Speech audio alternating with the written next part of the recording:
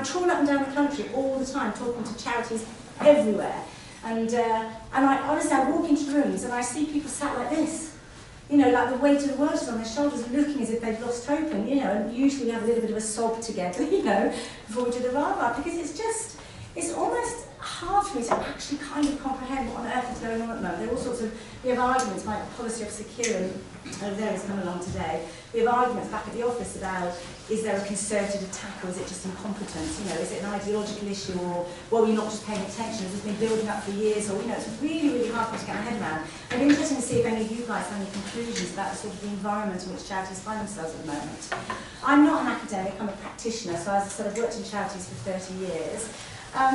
And I'm just going to talk a little bit about what I think about some of the things that I see going on and what our position is at ESRC. I'm not saying I'm right, I'm going to tell you what I think, and I'm absolutely open for good old arguments and debate and, you know, challenges around all that stuff. But I don't think we ever do ourselves any favours by not saying what we really think. My father brought us up, all up in my family to say that if you don't have to not have an opinion is lazy.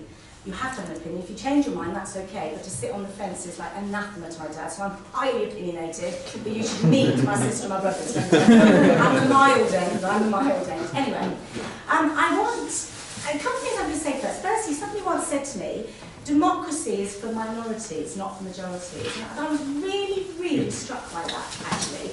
And I think there's something around that when you think about the voluntary sector. Because essentially, on the whole, the voluntary sector, if you take off this whole thing about this serving the public, individual charities and community groups and so on are usually serving some kind of minority group or issue or cause in some way, shape or form. So from that point of view, I would say that charities are very much core and critical in terms of democracy. The other thing is that people don't give to charities, they don't volunteer for charities. In my experience, people give and volunteer to causes, to things that they care about. So very often, when we do see all this stuff about, you know, outrage about how badly behaved charities are, and then we sort of look at the evidence, so that on the whole, it doesn't seem to change people's giving patterns or volunteering patterns. I think it's because the general public sometimes isn't as stupid as we think they are, and I think they can separate the fact that they're really pissed off about what the chief executive of the NSPCC is being paid from their donation to the local hospice. Do you see what I mean? I think people can make those distinctions. I think that's often misunderstood. I also think that we in the voluntary sector are in a massive overreaction at the moment about our response to negative media. I think we've gone into, we're like Chicken Little, you know, rushing around saying the sky's falling in, the sky's falling in. Personally, I don't think it is, and I think there's some evidence to say it isn't falling in and it won't. That's not to say there aren't issues to be addressed or faults that have been highlighted that we need to tackle. Of course we do. But I do generally think there's been a bit of an overreaction. I think we've kind of made the situation slightly worse for ourselves because of how we've responded or not responded in some cases.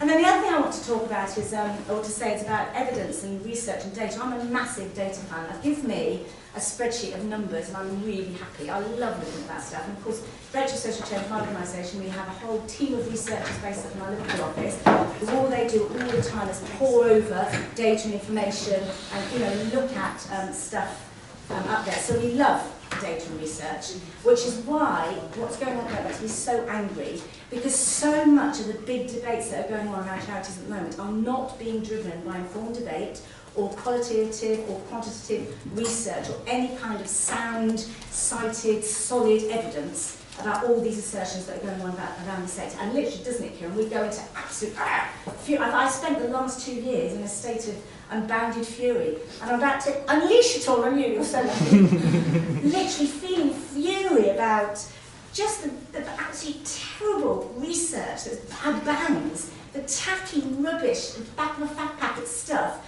that's put out there, a press release is issued, and then all of a sudden papers and radio stations jump on this really, really poor research and turn it into something, you know, and turn it into a story that isn't justified. And the thing that makes me particularly cross about it is that actually some pretty good research that never seems to get the attention of the newspapers and the, you know, the media or the public and that sort of case. Nearly every week there's a new piece of research out there saying things like 3/4 of charitable work has no impact. I don't know if any of you saw that report or looked at it. It's crap. It's really bad. And there's no evidence to say that that assertion is true. None. None at all. I don't know if you've seen, the other thing is is that only half of charities' income goes on good causes. I'm not going to bang on about it, but I'm so tempted to. The True and Fair Foundation, which is neither true nor fair, has published a minimum of 2 pieces of really shoddy, dreadful research, which for some reason or other has got the attention of the newspapers, in particular Telegraph. I've said that word without spitting, which is, has been a while since I've been able to that hearing, isn't it? Really, really bad research that we're kind of not really refuting, particularly. I think the sector has a tendency to like stick its head under its, you know, like ostriches stick, which is the wings in the, anyway, you get the point. Heads in the sand, heads under wings and things like that. And ignore it or not challenge the really, really poor research. So a lot of the research is desperately badly flawed. And then not only that, what it does is it sort of taps into the sort of zeitgeist. I have this thing where I'm not allowed to now, actually banned to, but I very rarely ever read the comments on articles or pieces on Twitter. Because if you read them, you actually do end up thinking that we live in a nation of really nasty, stupid human beings, and I don't believe that's true. I think the one place I very rarely go and look is the comments on, you know, because you just see some of the stuff people write, and you just think, on what basis? Occasionally I've been trapped into responding with data, evidence and calmness. It just gets worse after that, you know, because that is that thing, isn't it? And that's another thing, of course, isn't it, about, which hurts my soul, because I just love data and evidence so much, but the reality is data doesn't change minds. It just doesn't. It doesn't matter what piece of evidence you shove at people, if people have already made up their mind. And that's why, again, to a certain degree, I think perhaps we've lost the plot of it in the voluntary sector and in charities generally, because we have been trying to point out perhaps where things are going wrong, whereas we've forgotten that charity evokes emotion in people, it evokes passion, it evokes all sorts of reactions, that we have our views, and that any amount of data is probably not going to change that stuff. Or we hear one story and we jump on the bandwagon about it. So I think we live in a very, very complex environment in the voluntary sector. It's kind of like not really quite sure where to go. And of course the other trouble with a lot of research into the sector in particular is a lot of it is opinion polls. And I've said I was brought up to have an opinion because, you know, my family thinks it's very important to have a view and then change your mind if you need to. But actually my opinion isn't really evidence of what I think. My opinion is only evidence of what I think I think. And sometimes my opinion, my spoken opinion, is actually evidence of what I think you think I ought to think. Just like, you know, a basic 2 weeks introductory course in psychology tells you that. Most of what people say is their opinions is probably not really their opinions, but they just don't know it isn't. I point you to the election. I point you to polls that say, you know, what people think and so forth. And our argument at Directorate of Social Change always is, if you want to look at public trust and confidence in charities, don't pay any attention to what people say. Pay attention to what people do. Because people will say, I don't trust charities, but they still give to charities. Levels of public giving to charities vary between about 10 to 13 billion pounds, and they have done that for decades. You know, the numbers of people who volunteer for charities, it's relatively stable. And it depends on which figures you look at, but it's certainly around about the 13 million mark. If you look at the numbers of trustees of charities, it's around about 1 million, and that doesn't really change. If you look at the numbers of people who work for charities, it's around about 800,000, that really doesn't change much. If you actually look at what people actually do, you will find that it's incredibly stable. Measures of public trust and confidence go up and down. It's one of the things that drives us mad about the Charity Commission, who cite a lot that their job is to, you know, to protect public trust and confidence in charity. I think it's kind of an odd thing anyway, because how do you measure it? And of course they're measuring it on opinions. But again, you just take the word charity. What does charity actually mean in the context of this modern world? Is it the NSPCC? Or is it Bulldog Rescue and Rehoming? £25,000 a year turnover, no staff, just rescuing bulldogs. Does what it says on the tin. You know, is it an international NGO? Is it Save the Children? Or is it Luton House Hospice?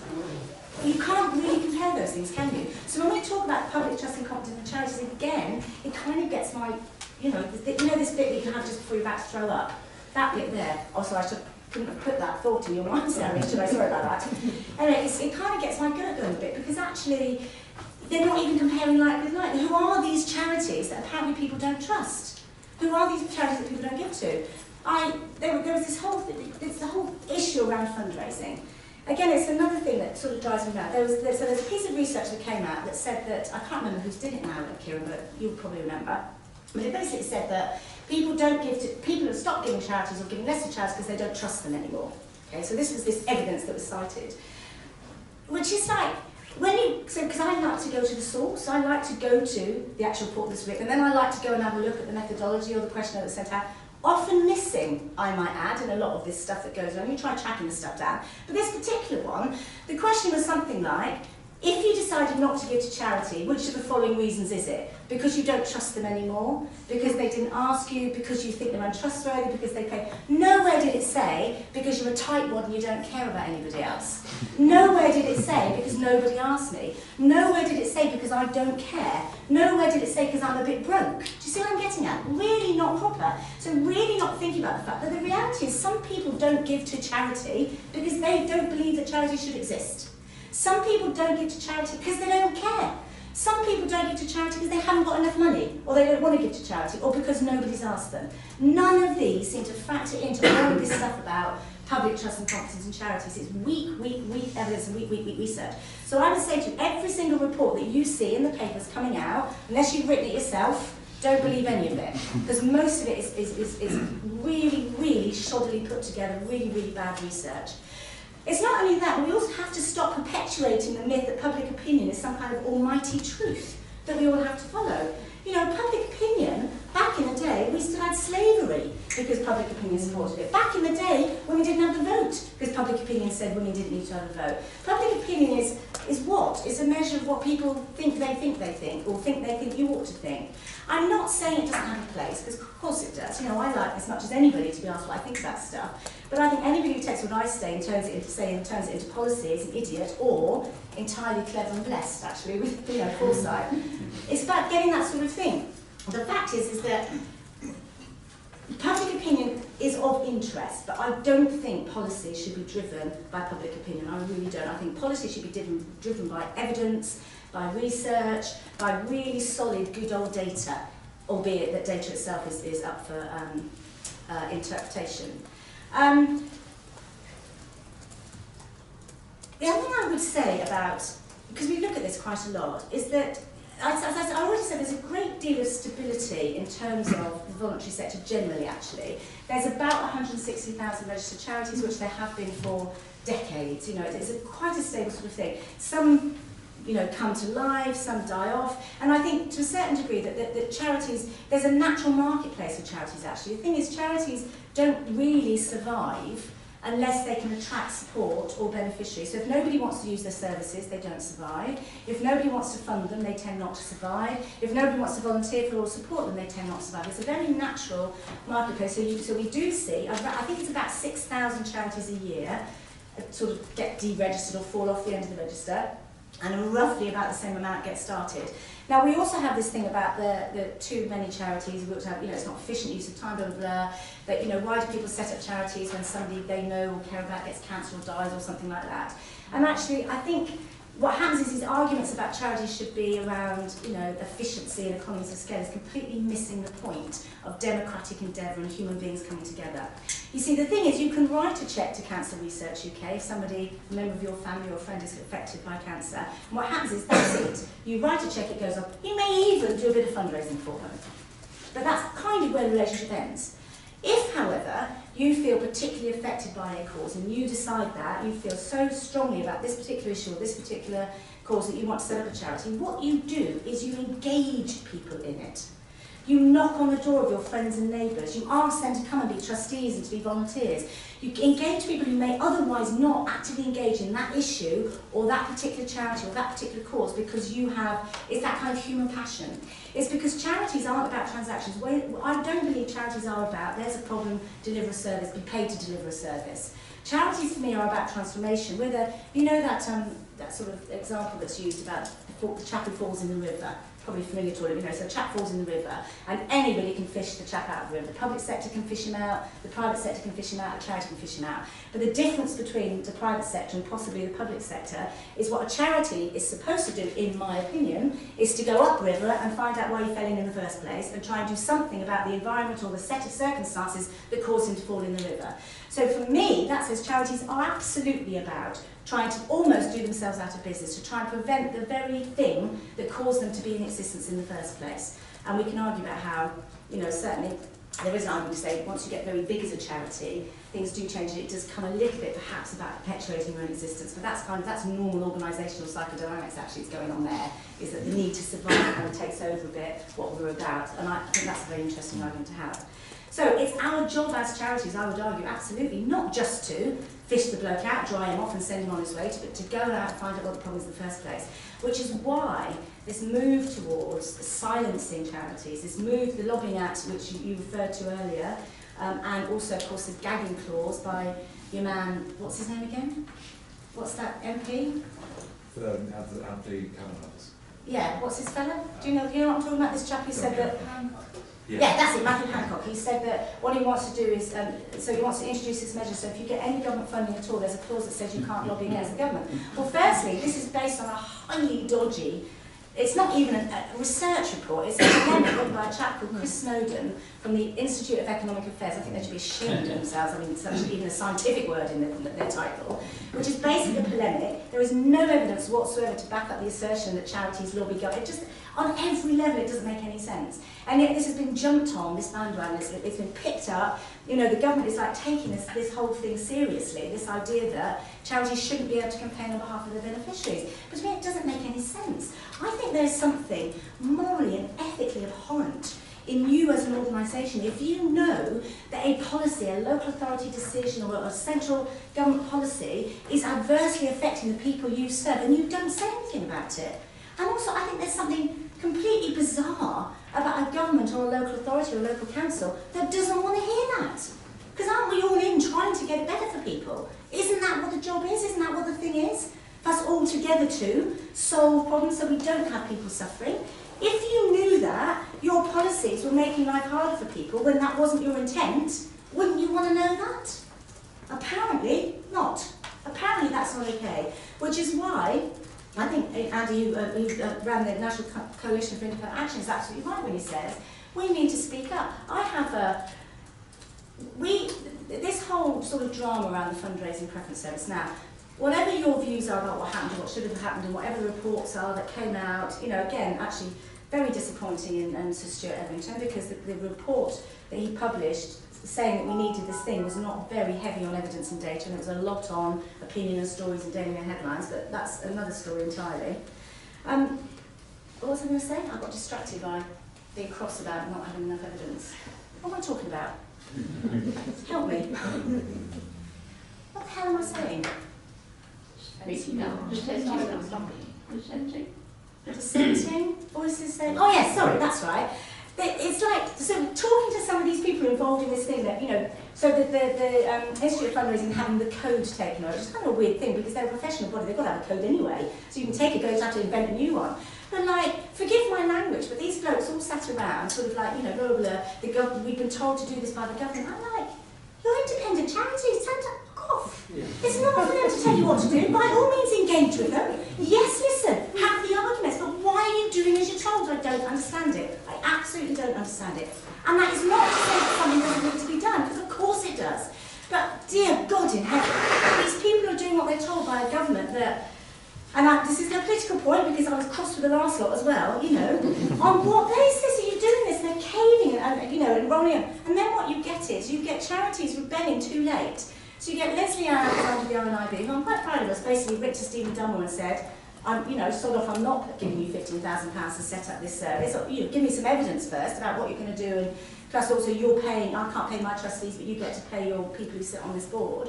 But where was that voice 3 months ago, 6 months ago, last summer, when all this stuff came out? You know, I feel a degree of irritation at best with some of our colleagues in the sector who've just kept quiet, and real despair at other levels. It's kind of like, do you know what, we sort of deserve it? Because lots of us in the sector just sat around and not said anything.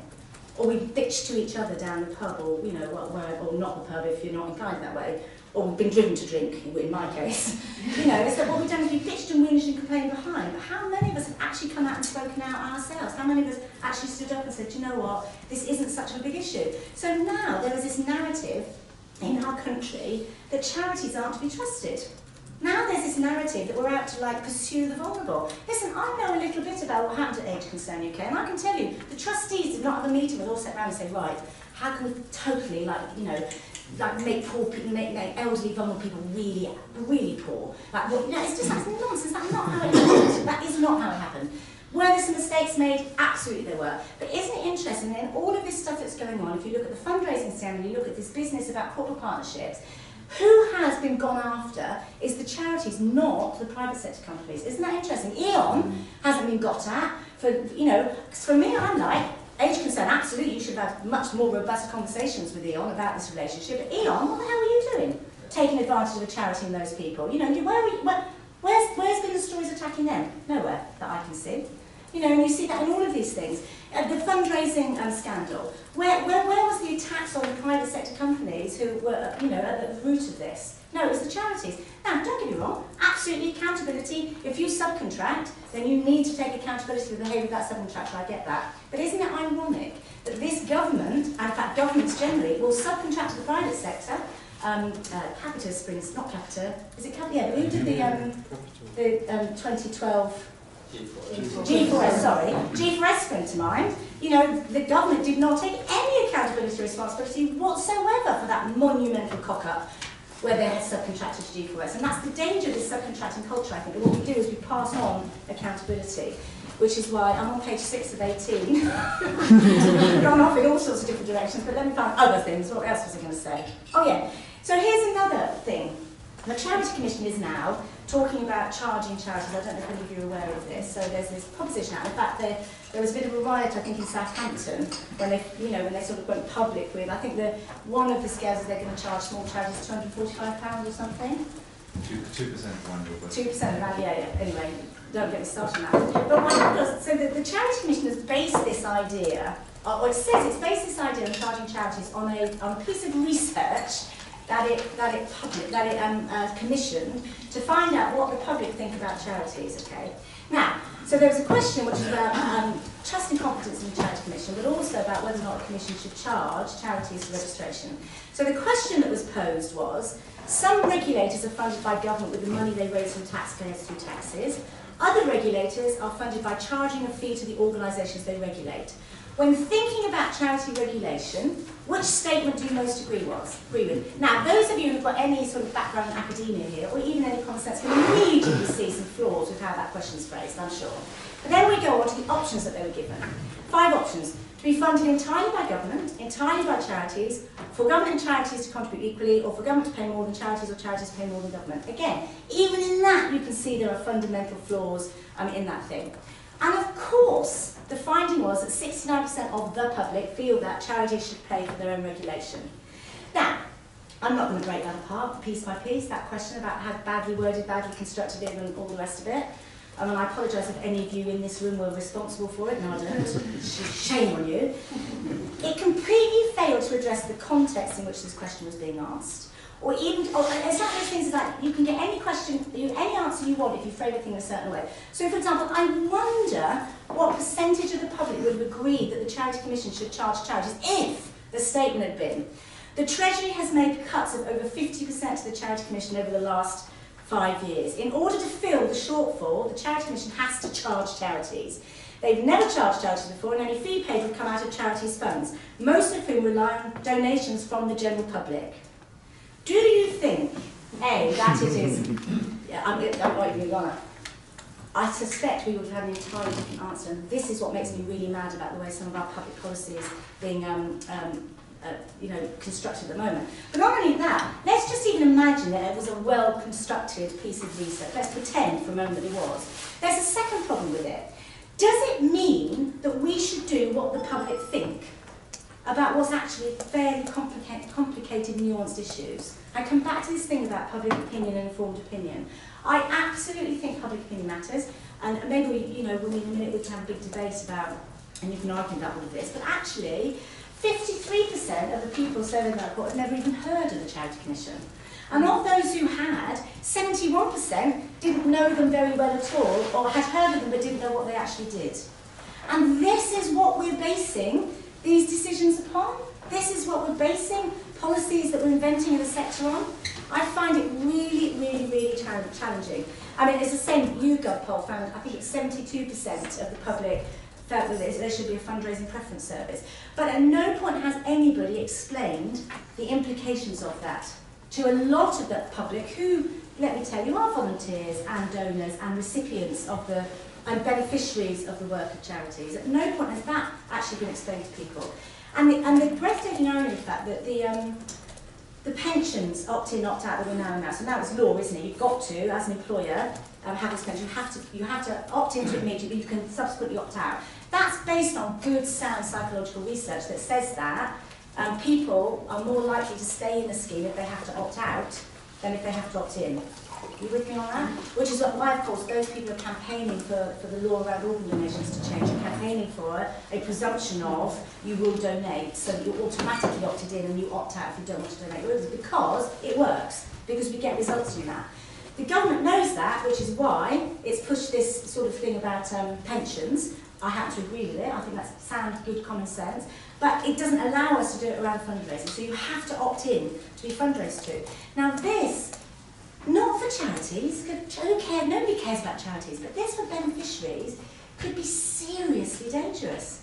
Because ultimately, what are charities raising funds for? They're raising funds to serve human beings. They're raising funds for beds and medicines and outreach programs and people to go and sit with the vulnerable elderly and people to work with people with drug addictions. That they're fundraising for a human being or an animal or some kind of environment to make like they're not fundraising for buildings and salaries, even if that's the narrative that comes out there. Somebody said to me the other day, I want all of my money to go directly to the beneficiary. I'm like, well, that's silly. You know, homeless charities don't take your pound and just give it to a homeless person. That isn't what charities do. What charities do is they work with people to help them to get out of the situation in which they find themselves. You don't just, not just a conduit to give out money. And when you are, like Paul Camilla, when you do hand over cash, you get like lambasted for doing it. You just can't win, can you, at the moment? You just can't win. Charities are about people making choices. Charities are about the collective awesomeness of human beings to come together in service of something they care about. And I don't think that should be fettered. I do think there should be laws and regulations and rules around behaviour, because I do think that we have a responsibility in the voluntary sector to care for others, and I think that very often what happens is in our enthusiasm for our cause, we forget about the impact, so I think regulation does help us to do that. Because the honest truth is, when I care passionately about something, I don't care what anybody else thinks about it, I'm going to do it anyway. But I might inadvertently cause damage en route, therefore I do need to be regulated, and I do need to be monitored, and I do need to be managed. I absolutely accept that. But I think we should be free to come together, to set up charities, to lobby, to argue, to campaign, to do whatever it is that we need to do in order to serve beneficiaries, because that's what's holding our country together. I firmly, firmly believe, and probably if somebody would give us shed loads of funding, I'd find evidence to back it up, that without charities, this country would literally fall apart. Certainly the NHS would. Even in the small pockets where there has been research done about how much a voluntary sector organisation of charities are supporting the NHS in a particular region, it's quite worrying. I think in Wessex that they've got a good neighbourhood scheme, and the bit of that scheme which involves taking people to their hospital appointments saves, they've done the study, saves the NHS something in the region of £6 million, just that service in that particular area. Because the cost of people missing their appointments or not picking up the medication or not getting diagnosed early enough or all those sorts of things is immeasurable. It's adding cost to the public purse. What else do I want to say? Because I know you're going to want to get me off and have discussions in a minute, aren't you? So what else do I want to say? Yeah, I also think that we don't have charities because we want them. We have charities because we need them. People come together because they see that somebody's fallen off a ledge somewhere, and that we need charities so that we can get the people off the ledge or fish them out the river or whatever the particular example is that you want to use in that particular case. And there is no question of doubt that at the moment we probably need them more than ever, particularly the smaller ones, because need has gone up. Lloyds and Foundation have published a piece of research recently where they were looking into smaller charities and how smaller charities are faring in the current environment. And 75% of them reported increased need for their services, so a growth in their beneficiary levels. The emergency food provision, 163% increase, although I know there's some arguments about the trust data, but nonetheless, there is no question that charities are reporting increased demand. And yet these same charities have seen a drop of about 44% in funding from government, which you could argue is a good thing or a bad thing. I mean, I've never been of that mind that you shouldn't take government money. And the reason is because lots of the charities that I care about are ones that the public won't fund. They're not sexy, they're not interested. The only way you can get funding is if you get in, to bed with the devil, in this case the government or the local authority. So we need public funding to do that. The public fund animals, cancer, kids. They tend not, and only a certain section of kids, by the way, as well. So on the whole, they don't donate to vulnerable kids, to the homeless, children, to drug addictions or anything like that. Anything like that, the public won't on the whole fund. So we rely on government funding and actually trusts and foundations. Even companies on the whole won't fund unsexy causes. So we need government funding to do that. So when government funding drops, actually what's happening is that the already most disadvantaged, who have nowhere else to go, become even more disadvantaged, because the only sources of money they've got is being taken away, is being drying up. But it's also the way in which the government funds. I mean, there's always been this thing that contracts are better than grants because you're more accountable under a contract than you are under a grant. Well, I'm here to tell you that is absolutely not the case. You are just as accountable with grant funding as you ever are under contract. But the problem with contract funding, well, several problems actually, but one of the problems is that you then open up to competition with the private sector, and if ever there wasn't anything fair about that, and also it doesn't make any sense. I've never understood why the government would fund a private sector organisation to do something that could be done by a voluntary organisation, mainly because any self-respecting, sensible, well-run company wants to make a profit, don't they? And I want them to make a profit. We need businesses to be profitable. So any self-respecting, sensible company, when there isn't any profit in the work they're doing, is going to walk away and not do that work anymore. Charities, we're a bit stupid. When the money dries up, we stay. We stay committed to the beneficiaries because we're not in it for the money or the contract. We're in it because we've got an emotional connection to the cause that we're serving. So it makes no sense to me why you'd ever fund a private sector company to do something that can be done by charity in certain fields of work. And certainly when it comes to dealing with vulnerable and with human beings. But this government's got this whole sort of thing that, in fact, interesting, this government is about pro-market, and so it's all about free market, yet wants to fetter the charity sector free market by gagging us and not allowing us to compete in the same sort of way.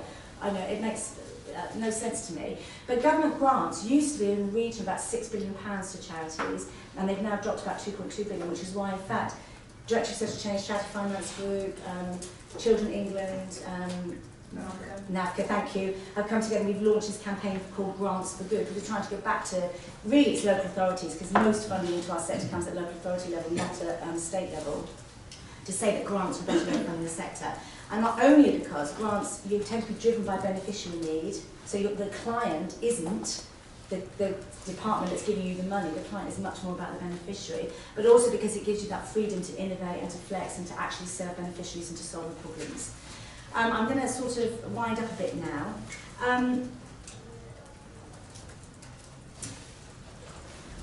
I think charities are incredible on many levels. I think they're incredible because they actually genuinely do make a difference. There are people out there today whose lives are immeasurably better because of the intervention of a charity, immeasurably better. And when I say immeasurably, I use the word advisory because sometimes it is almost impossible to measure actually those things, that's not the debate for today probably, but the question about how do you measure impact is quite an interesting one. But it's also about the fact that it's the free expression of citizens coming together about something they care about. That for me is actually the core of what charitable endeavour is. I've always said that a charity is not about a bed or a bowl of soup. A charity is about human beings coming together in service of something they care about. Human beings taking responsibility for themselves, for each other, for their communities, for their environment. If that isn't democracy, if that isn't civil engagement, I honestly don't know what is. I think we have to be really robust and defend these attacks against charity. I think we do need to attack the research and the data where it's stored, even though that probably won't change anybody's mind, but nonetheless we need to do that because it really, really, really matters. It doesn't just matter for civil society, it doesn't just matter for democracy. Charities succeeding and doing well matter for human beings in this country, and that's why I think we have to stand up for them. I'm going to shut up now, and you can all argue with me. We just give Debra a